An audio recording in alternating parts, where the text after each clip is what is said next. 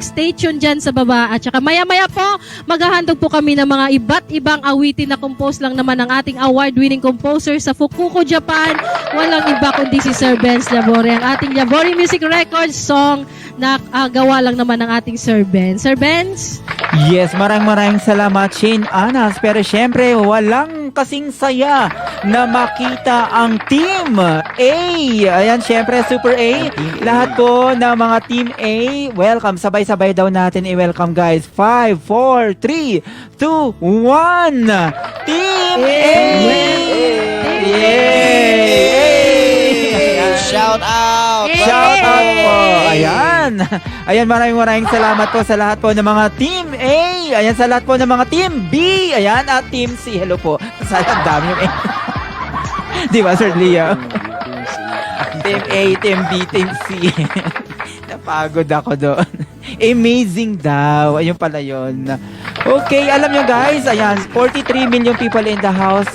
Ngayong araw ay kayo pa rin nakatutok dito sa aming programa na kung saan si Shane Anas po ang ating inaabangang umawit sa bagong komposisyon po ng Labore Music Records. 3 awitin na naman ang kanyang ipaparinig sa atin na talaga namang pupukawin ang ating kaisipan at tutusukin ang ating mga puso sa 2 original na kanta niya. Diba, Sir Liam?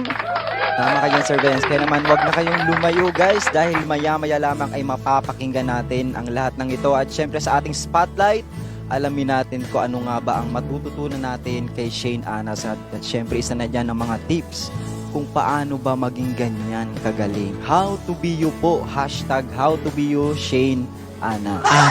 Wow! Sa lahat po ng gusto pong mag-donate sa kanya, press 1. Sa lahat po ng gusto mong mag-book, press 2. Hindi, dyan.